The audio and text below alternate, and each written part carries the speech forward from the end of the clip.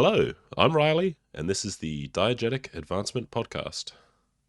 Hello, thank you very much for tuning in. Today we're going to talk about encounters and combat. But first, I have a call from Jason of the Nerds RPG Variety Cast. Hey Riley, just finished episode 34. If you want to borrow the idea of using Mad Dogs the Guns to run your new campaign, feel free to do it. I don't know that that's going to get off the ground. My life is a mess right now. But if you want to borrow that, I'll send you everything I have for it. And feel free to run that. Or obviously you can do a medieval version of that. So anyhow, don't feel that you can't do it because I was going to do it. Talk to you later. Thank you very much for the call, Jason. Sorry to hear that the game's likely not to get off the ground, and obviously that your life is a bit hectic at the moment. I hope things get better for you soon. Thanks for the generous term of borrow rather than steal. I'm still mulling over exactly what and how I want to run, but if I do go down that path, whether it's just taking Mad Dogs with Guns as is, or adapting it to fantasy or stealing some ideas, then I will definitely reach out. Thank you again for the offer and for listening in the call-in.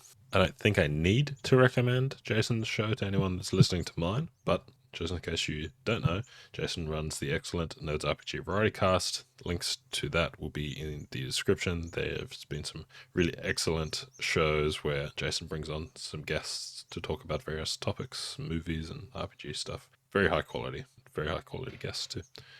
Okay, so what I wanted to talk about today is combat encounters and how to make them compelling. Not compelling tactically or mechanically, but narratively. Now, of course, if you run into a random encounter or a room encounter and there is context for conflict that's been generated by play in your campaign, you don't have a problem. That's compelling, right? You run into a group of orcs. Previously, they've captured or killed some of your party members. You want to fight to either rescue or avenge your friends. There you go. There's a compelling encounter. There's stakes, there's investment from the players and the player character. But without that context, what do you do? Of course, most players want some level of combat in their games. They enjoy it as an aspect of the game. And you're going to roll immediately attack or particularly hostile reaction rolls from time to time. And so combat is inevitable.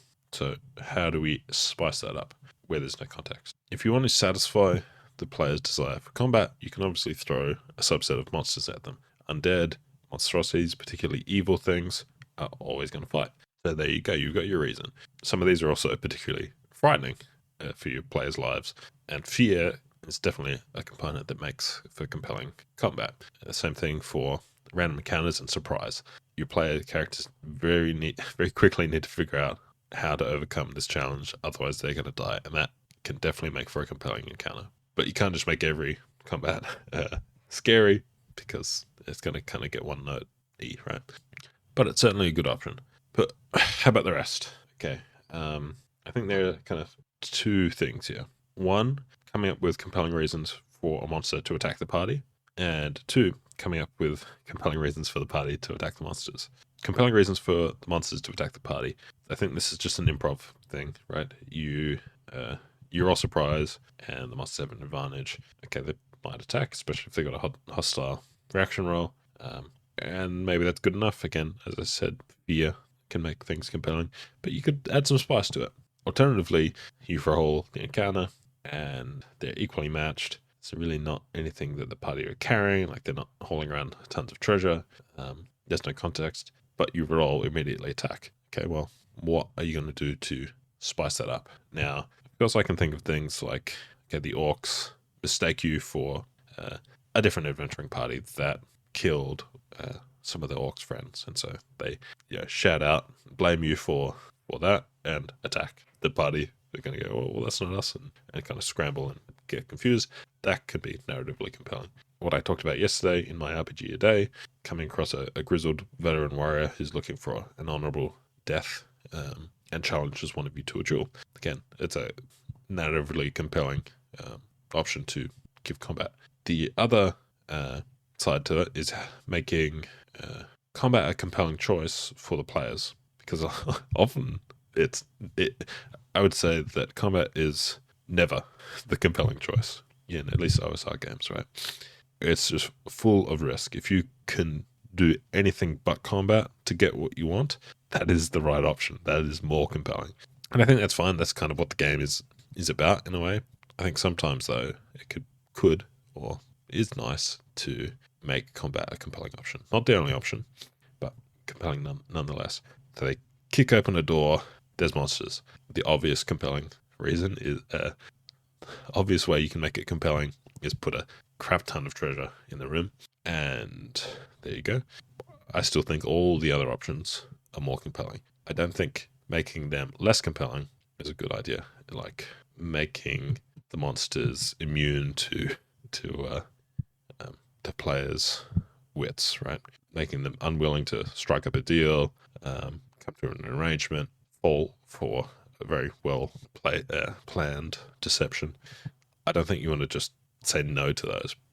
You don't want to make combat more compelling by making everything else less.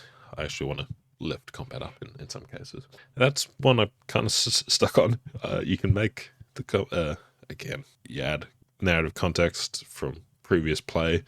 That's going to solve a lot of these problems. But you can make monsters particularly vile or evil and doing something that is abhorrent or repellent to the characters. They might decide they need to destroy them, especially if your player's playing a cleric or paladin, something like that, right? But I'm kind of stumped on how to make combat a compelling option in this scenario.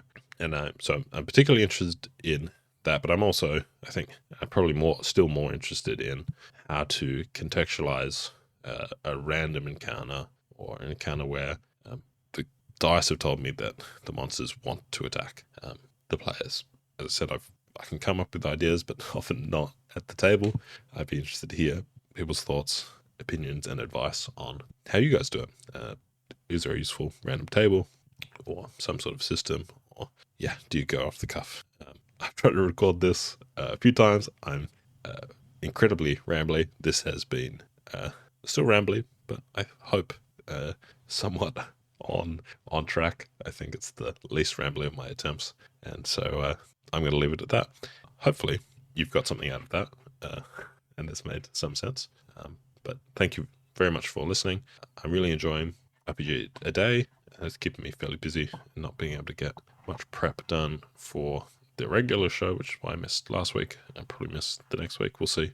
I'm very much battling against trying to put together an interesting system for this random dungeon generation with my goals of making a tool for learning mapping and making it not terribly slow as well, potentially something that could be used at the table, or at least, it isn't a chore to roll up every 10, 20, 30 feet of dungeon, right? So I'll continue battling away at that. Once I have a breakthrough, there will be an episode on that, hopefully soon. Okay, again, thank you very much for listening. Bye for now. I'd love to hear your feedback. You can reach me via Spotify, SpeakPipe, Discord, or email. Those details, along with everything I've talked about today, are in the show notes. Thank you so much for listening. Bye for now.